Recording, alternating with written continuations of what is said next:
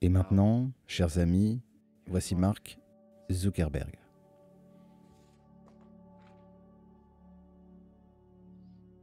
Pouvez-vous encercler tous les feux de circulation, s'il vous plaît?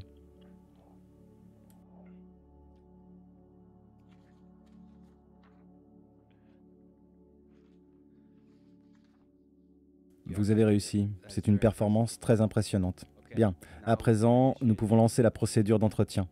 Est-il possible que cette conversation se produise à l'intérieur du métaverse, créé par vous, par Meta, dans de nombreuses années, et que nous fassions une expérience de relecture de mémoire? Je ne connais pas la réponse, mais ça voudrait dire que je serais une sorte de construction informatique et non la personne qui a créé cette société Meta. Mais ce serait vraiment Meta. Ok, donc ça pourrait être quelqu'un d'autre utilisant l'avatar de Mark Zuckerberg et qui peut faire un replay de la conversation entre Mark et Lex d'il y a 40 ans, quand pour la première fois, Meta...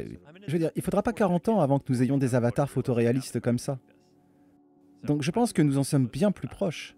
Eh bien, c'est quelque chose dont vous parlez, à quel point vous êtes passionné par l'idée de l'avatar représentant qui vous êtes dans le métaverse. Donc, je fais ces podcasts en personne.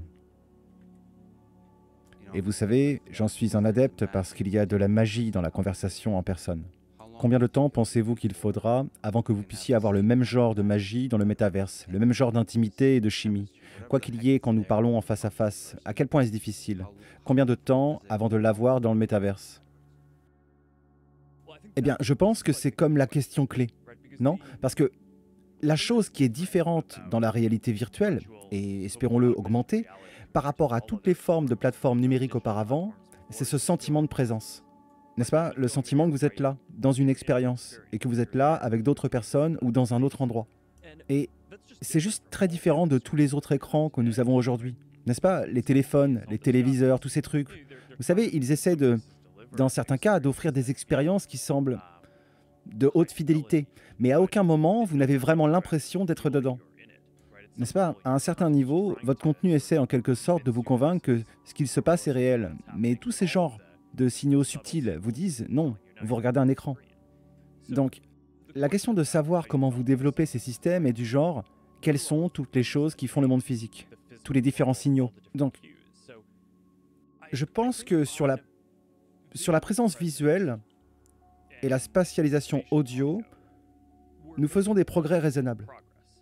La spatialisation audio fait une énorme différence. Je ne sais pas si vous avez essayé cette expérience, des salles de travail que nous lançons et dans lesquelles vous avez des réunions. Et vous savez, j'ai essentiellement établi une règle pour tous les cadres supérieurs de l'entreprise qu'ils doivent tenir des réunions dans des salles de travail. Déjà. N'est-ce pas? On doit nous-mêmes l'utiliser.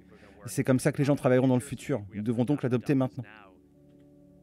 Et il y a beaucoup de choses qui, à mon avis, sont nettement mieux que les réunions Zoom classiques. Même si les avatars sont beaucoup moins fidèles. Vous voyez, l'idée d'avoir un son spatialisé, que vous êtes autour d'une table, en VR, avec des gens.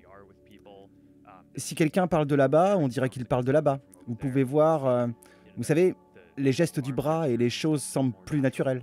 Vous pouvez avoir des conversations parallèles, ce qui est quelque chose que vous ne pouvez pas vraiment faire dans Zoom. Je veux dire, je suppose que vous pouvez envoyer un SMS à quelqu'un ou bien en dehors du groupe.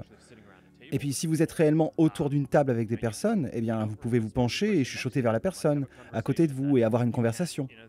Et c'est quelque chose que vous ne pouvez pas vraiment faire avec juste une communication vidéo. Donc, je pense que c'est intéressant de voir de quelle manière certaines de ces choses donnent une sensation déjà plus réelle que beaucoup des technologies que nous avons. Même si la fidélité visuelle n'est pas tout à fait là, mais je pense que ça va arriver au cours des prochaines années. Alors, vous me demandiez au sujet de la comparaison avec le vrai monde physique, pas Zoom ou un truc du genre. Et ici, je veux dire, nous avons, je pense, des sensations de température, olfactive, le toucher évidemment, n'est-ce pas? Nous travaillons sur des gants haptiques. Vous voyez, cette sensation que vous voulez d'être capable de poser les mains et de ressentir une certaine pression sur la table. Vous voyez, toutes ces choses vont être, je pense, vraiment cruciales pour être capable de maintenir cette illusion que vous êtes dans un monde et que vous y êtes pleinement présent. Mais je sais pas, je pense qu'on obtiendra beaucoup de ces composants au cours des 10 prochaines années, environ. Et même avant ça, je pense que c'est incroyable la quantité de ce que vous allez pouvoir construire avec la partie logicielle qui masque en quelque sorte certaines de ces choses. Je me rends compte que je suis long, mais on m'a dit que nous avions quelques heures ici, donc c'est... Oui, nous sommes ici pour 5 à 6 heures. Oui, mais ouais, je veux dire, ça semble, je veux dire, c'est déjà plus court que les témoignages que j'ai pu faire devant le Congrès, mais mais mais l'une des choses que nous avons découvert sur la présence des mains, donc le premier casque VR, vous aviez juste le casque et c'était cool, vous pouviez regarder autour de vous, vous aviez l'impression d'être dans un endroit, mais vous ne vous sentez pas vraiment capable d'interagir tant que vous n'avez pas les mains. Et puis, il y avait cette grande question où une fois que vous avez des mains, quelle est la bonne façon de les représenter? Et au début, toutes nos hypothèses étaient que, ok, quand je regarde vers le bas et vois mes mains dans le monde physique, je vois un bras. Et ça va être super bizarre si vous ne voyez que votre main. Mais il s'est avéré que ce n'était pas le cas. Parce qu'il y a ce problème avec vos bras qui est quel est l'angle de votre coude. Et si l'angle du coude que nous interpolons, en quelque sorte, basé en fonction de l'endroit où se trouve votre main et de l'endroit où se trouve votre casque, si ce n'est pas exact, ça crée cette sensation très inconfortable, où c'est comme si mon bras était en vérité comme ça, mais ça me le montre comme ça. Et ça, en fait, ça brisait beaucoup plus le sentiment de présence. Alors qu'il s'avère que si vous ne montrez que les mains et que vous ne montrez pas les bras, alors en fait, ça marche bien pour les gens. Donc je pense qu'il y a tout un tas de ces signaux psychologiques intéressants où il s'agira davantage de régler les bons détails. Et je pense que beaucoup sera possible, même sur une période de quelques années ou sur une période de 5 ans. Et nous n'aurons pas besoin que, genre, tout soit réglé pour délivrer pleinement un sentiment de présence. Oui, c'est une question de psychologie fascinante de quelle est l'essence qui rend la conversation en personne spéciale. C'est comme les emojis qui sont capables de transmettre très bien l'émotion, alors même qu'ils ne sont évidemment pas photoréalistes. Et donc, de la même manière, comme vous le disiez, en montrant simplement les mains, ça permet de créer une expression confortable avec vos mains. Alors je me demande ce que c'est. Pendant les guerres mondiales, les gens écrivaient des lettres et vous pouviez tomber amoureux du simple fait d'écrire des lettres. Vous n'avez pas besoin de voir l'autre en personne, vous pouvez transmettre des émotions, vous pouvez obtenir une expérience profonde avec juste des mots. Donc c'est, je pense, un endroit fascinant pour explorer la psychologie, comme par exemple comment faites-vous pour trouver cette intimité? Oui, et la façon dont j'en arrive à tout ça, c'est que j'ai essentiellement étudié la psychologie et l'informatique. Donc tout le travail que je fais est en quelque sorte à l'intersection de ces choses. Je pense que la plupart des autres grandes entreprises technologiques construisent de la technologie pour que vous interagissiez avec. Ce qui m'importe, c'est de créer une technologie pour aider les gens à interagir les uns avec les autres. Donc, je pense que c'est une approche quelque peu différente de celle de la plupart des autres entrepreneurs technologiques et des grandes entreprises. Et beaucoup de leçons, en termes sur la façon dont je pense le design de mes produits, proviennent de quelques notions de base de psychologie. En termes de notre cerveau, vous savez, vous pouvez le comparer au cerveau d'autres animaux. Vous savez, nous sommes très câblés pour des choses spécifiques, comme les expressions faciales. N'est-ce pas? Nous sommes très visuels, ok? Donc, par rapport aux autres animaux, je veux dire, c'est clairement le sens principal que la plupart des gens ont, mais il y a toute une partie de votre cerveau qui est en quelque sorte concentrée sur la lecture des indices faciaux. Donc, lorsque nous concevons la version suivante du Quest ou casque VR, une grande priorité pour nous est le tracking du visage et essentiellement le suivi des yeux, de sorte que vous pouvez établir un contact visuel, ce qui encore une fois n'est pas vraiment quelque chose que vous pouvez faire lors d'une vidéoconférence. C'est en quelque sorte incroyable de voir jusqu'où la visioconférence est allée sans la possibilité d'établir un contact visuel. C'est un truc un peu bizarre si vous y pensez. Vous êtes là à regarder le visage de quelqu'un, parfois pendant 1 heure lorsque vous êtes en réunion et que vous regardez ses yeux, pour eux, vous n'avez pas l'impression de les regarder dans les yeux. Et donc c'est un... Vous cherchez toujours les uns après les autres, je suppose. Je suppose que vous avez raison, vous n'envoyez pas ce signal. Mais en effet, vous essayez. Oui, je me retrouve à essayer de regarder les yeux des autres, mais ils n'ont pas l'impression que vous les regardez dans les yeux. Ouais. Et donc la question est-ce que je suis censé regarder la caméra pour que vous puissiez, vous voyez, avoir une sensation que je vous regarde? Je pense que c'est une question intéressante. Et puis, avec la VR, aujourd'hui, même sans suivi du regard et sans savoir ce que vos yeux regardent réellement, vous pouvez facilement le simuler. Ok, donc vous pouvez regarder des trucs comme la façon dont la tête se positionne, et s'il semble que je regarde dans votre direction générale, alors vous pouvez, en quelque sorte, supposer qu'il y a peut-être un contact visuel prévu. Et vous pouvez le faire d'une façon où, d'accord, il ne s'agit pas peut-être d'un regard fixe, mais c'est un peu plus naturel. Mais une fois que vous avez un véritable suivi oculaire, alors vous pouvez le faire pour de vrai. Et je pense que c'est vraiment un truc important. Alors, quand je pense à la contribution de Meta dans ce domaine, je dois dire que c'est pas forcément clair. Qu'aucune des autres entreprises qui se concentrent sur le métaverse ou sur le virtuel et la réalité augmentée prioriseront le fait de mettre ces fonctionnalités dans le hardware. Parce que comme tout, ce sont des compromis. N'est-ce pas? Ce que je veux dire, c'est que ça ajoute un peu de poids à l'appareil. Peut-être que cela ajoute de l'épaisseur. Vous pourriez tout à fait voir une autre entreprise adoptant l'approche de fabriquer juste la chose la plus légère et la plus fine possible. Je veux que nous designons la chose la plus humaine possible, qui crée le plus riche sentiment de présence. Et parce que tant d'émotions et d'expressions humaines viennent de trucs comme les micro-expressions. Si par exemple je bouge mon sourcil d'1 millimètre, vous allez le remarquer. Et ça veut dire quelque chose.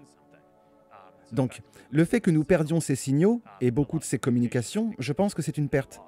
Donc, c'est pas comme si c'était OK, il y a une fonctionnalité qui ajoute ça, et puis tout d'un coup, vous aurez l'impression d'un réel sentiment de présence. Vous pouvez en quelque sorte regarder comment fonctionne le cerveau humain et comment nous exprimons et lisons ce genre d'émotions. Vous pouvez simplement créer une feuille de route pour tout ça. Des choses les plus importantes à essayer de débloquer sur une période de 5 à 10 ans, et d'essayer simplement de rendre l'expérience de plus en plus humaine et sociale. Quand pensez-vous qu'il pourrait y avoir un moment, comme un moment de singularité pour le métaverse, où il y a beaucoup de façons de poser cette question, mais vous voyez, où les gens auront beaucoup ou la plupart de leurs expériences significatives dans le métaverse par rapport au monde réel. En fait, c'est intéressant de penser au fait que beaucoup de gens ayant les moments les plus importants de leur vie se déroulent dans la sphère numérique, en particulier maintenant pendant le Covid, comme par exemple tomber amoureux, ou rencontrer des amis, ou s'enthousiasmer sur des trucs qui se passent sur un plan numérique 2D. Quand pensez-vous que le métaverse fournira ces expériences à un grand nombre de genre la majorité de la population? Ouais, je pense que c'est vraiment une très bonne question. Il y avait quelqu'un, j'ai lu cet article qui cernait la chose de cette façon. Beaucoup de gens pensent que le métaverse concerne un lieu, mais une des définitions est qu'il s'agit d'une époque où, en gros, les mondes numériques immersifs deviennent le principal moyen dont nous vivons nos vies et passons notre temps. Et je pense que c'est une hypothèse raisonnable. Et de ce point de vue, vous voyez, je pense que vous voulez aussi voir ça comme une continuation, parce que ce n'est pas comme si c'était « Ok, on est en train de construire des mondes numériques, alors que ça n'existe pas déjà aujourd'hui ». Je pense que vous et moi vivons probablement déjà une très grande partie de notre vie dans des mondes numériques. Ils ne sont tout simplement pas en 3D dans une réalité virtuelle immersive, mais je fais beaucoup de réunions par vidéo, où je passe beaucoup de temps à écrire des choses par email ou WhatsApp, ou peu importe. Alors qu'est-ce qu'il faudra pour en arriver à une sorte de version de présence immersive? C'est ce que je crois que vous êtes en train de demander. Et pour ça, je pense qu'il y a juste tout un tas d'utilisations différentes. Et, et je pense que quand vous construisez de la technologie, je pense que, en grande partie, juste vous gérez cette dualité. Où d'un côté, vous voulez construire ces choses élégantes qui peuvent évoluer et que des milliards de personnes les utilisent et en tirent une utilité. Et puis d'un autre côté, vous combattez cette sorte d'idée de départ où c'est juste... Il y a juste tellement d'applications différentes et les gens font des choses différentes. Et c'est comme si vous vouliez les déverrouiller. Donc, les premières choses sur lesquelles nous nous sommes penchés étaient le gaming, avec le Quest, et les expériences sociales. Et ça, vous voyez, ça remonte à quand nous avons commencé à travailler sur la réalité virtuelle. Ma théorie à l'époque était principalement que les gens pensaient que c'était du gaming. Mais si vous regardez toutes les plateformes informatiques à ce stade, le gaming en est une grande partie. C'était une grande partie sur PC, c'était une grande partie sur mobile, mais c'était aussi très décentralisé. N'est-ce pas? Il n'y avait pas, pour la plupart, une ou deux sociétés de jeux vidéo. Il y avait beaucoup de sociétés de jeux vidéo. Et le jeu vidéo est en quelque sorte basé sur les hits. Je veux dire, on a quelques jeux qui ont plus de longévité, mais en général, il y avait beaucoup de jeux différents. Mais sur PC et sur mobile, les entreprises qui se concentraient sur la communication et l'interaction sociale, il y avait tendance à en avoir un petit nombre, et ça a fini par être un truc aussi important que tous les jeux que vous avez fait combiner. Je pense que la productivité est un autre domaine. C'est bien sûr quelque chose sur lequel nous avons toujours été historiquement moins concentrés, mais je pense que ça va être vraiment important. Avec Workroom, ou voulez-vous dire productivité dans l'aspect collaboratif? Oui, je pense qu'il y a un aspect Workroom, comme un aspect réunion. Et puis je pense qu'il y a comme, vous savez, Word, Excel, tout ce qui est productivité. Que vous soyez en train de travailler ou coder, tout ce qui est travail intellectuel, juste par opposition aux réunions. Donc vous pouvez en quelque sorte parcourir tous ces différents cas d'utilisation. Le gaming, je pense que nous sommes sur le bon chemin. Le social, je pense que nous sommes juste le genre d'entreprise prééminente qui se concentre dessus, et je crois que c'est déjà en train de devenir sur le Quest. Vous savez, si vous regardez la liste parmi le top des applications, les applications sociales sont déjà, vous voyez, numéro 1, 2, 3. Donc c'est en quelque sorte en train de devenir un truc déterminant, mais je ne sais pas, j'imagine que pour quelqu'un comme vous, ce sera quand nous aurons construit beaucoup de ces utilitaires.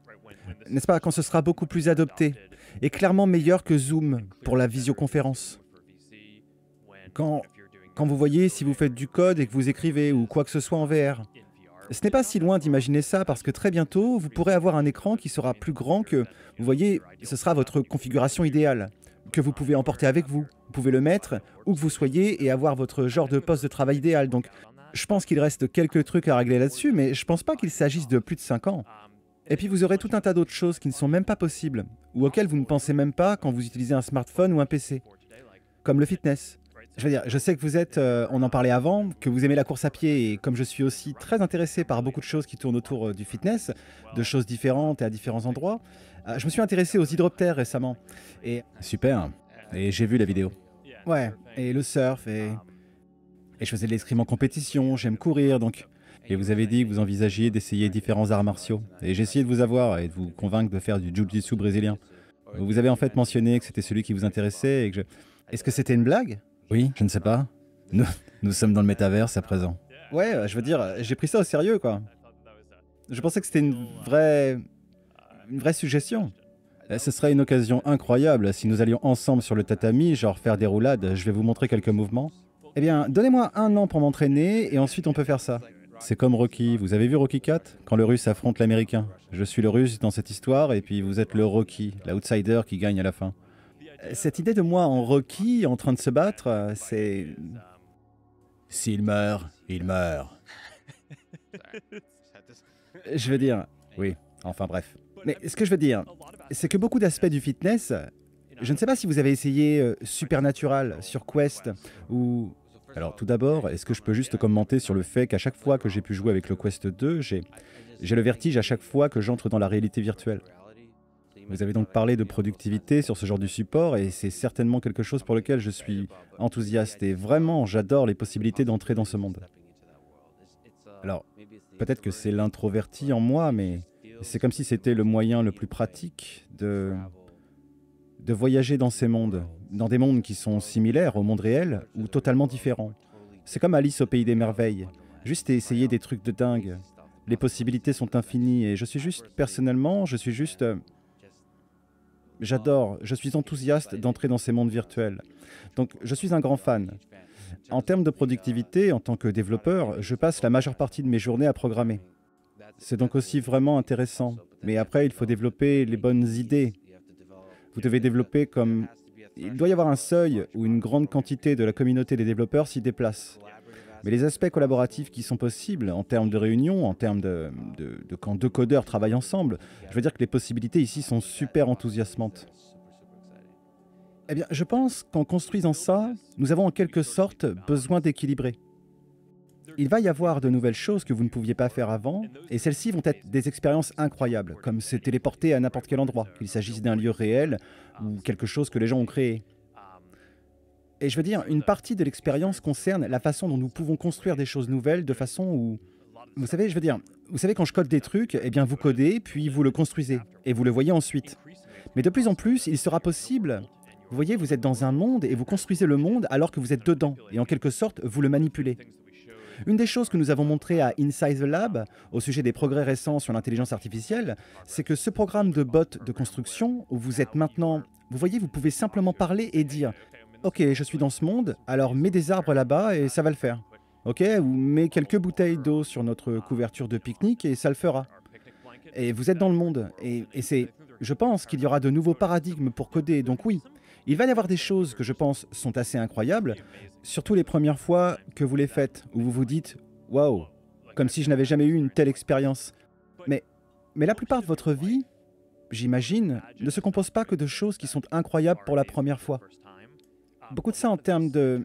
Je veux dire, juste pour répondre à votre question d'avant, qu'est-ce qu'il faudra avant que vous ne passiez le plus clair de votre temps là-dedans? Eh bien, tout d'abord, laissez-moi juste dire ceci en aparté. Le but n'est pas que les gens passent beaucoup plus de temps dans l'informatique. Je demande pour moi. Quand vais-je y passer tout mon temps? Oui, il s'agit de rendre l'informatique plus naturelle. Mais je pense que vous passerez plus la plupart de votre temps de travail là-dedans quand ça rendra un peu meilleur les choses pour lesquelles vous utilisez l'informatique. Alors peut-être que d'avoir votre espace de travail parfait est une amélioration de 5% sur votre productivité de codage. Alors peut-être qu'il ne s'agit pas d'un truc complètement nouveau, mais Je veux dire, écoutez, si je pouvais augmenter la productivité de chacun des ingénieurs de chez Meta de 5%, alors nous achèterions ces appareils pour tout le monde. Et j'imagine que beaucoup d'autres entreprises le feraient aussi. Et c'est comme ça qu'on commence à arriver à cette échelle qui, je pense, fait que cela rivalise avec les plus grosses plateformes informatiques qui existent aujourd'hui.